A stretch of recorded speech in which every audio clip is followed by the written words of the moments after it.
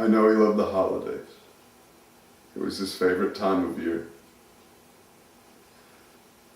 I know he loved going into the woods with us and chopping down the perfect Christmas tree.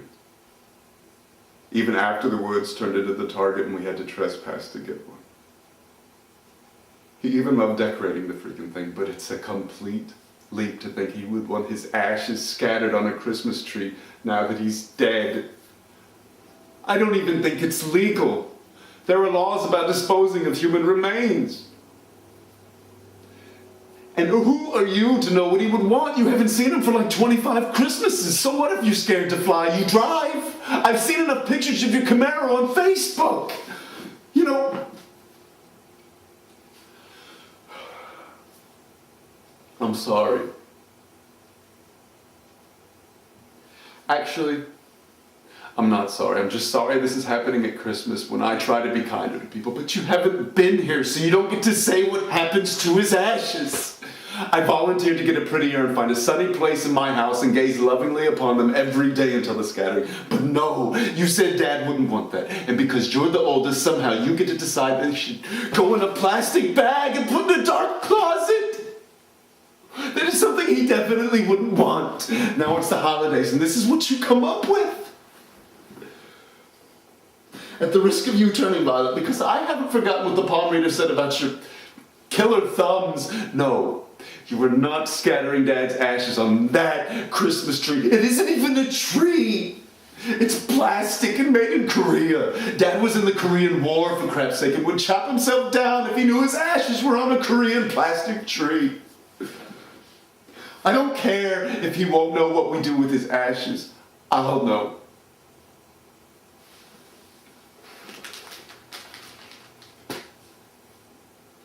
There are so many places he'd rather be.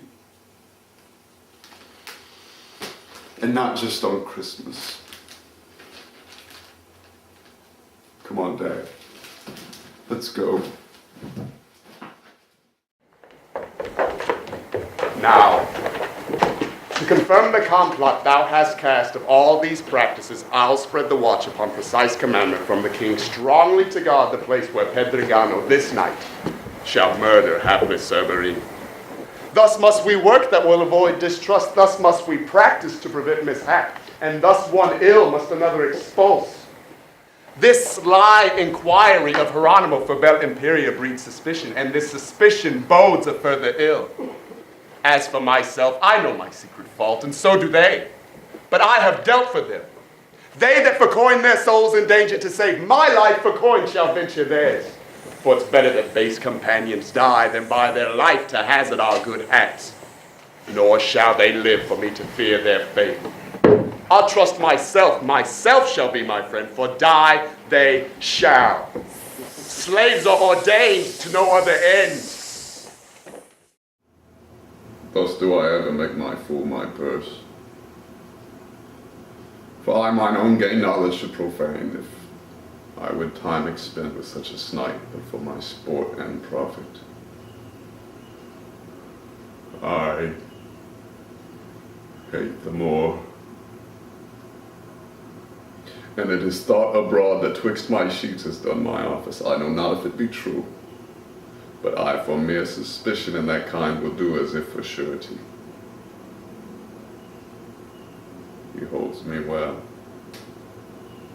The better shall my purpose work on him. Cassio's a proper man. Let me see now. To get his place and to plume up my will in double knavery. How? How? Let's see.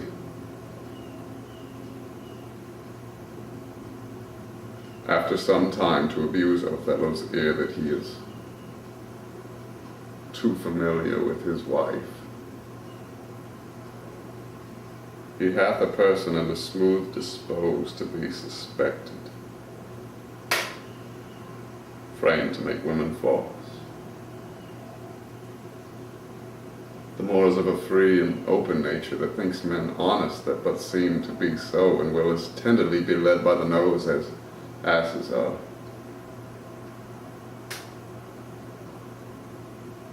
I have it. It is engendered. Hell and night must bring this monstrous birth to the world's light. Why so? This fits our former policy, and thus experience bids the wise to deal. I lay the plot, he prosecutes the point. I set the trap, he breaks the worthless twigs, and sees not that wherewith the bird was lined. Thus hopeful men that mean to hold their own must look like fowlers to their dearest friends. He runs to kill whom I have hoped to catch, and no man knows that it was my reaching fetch.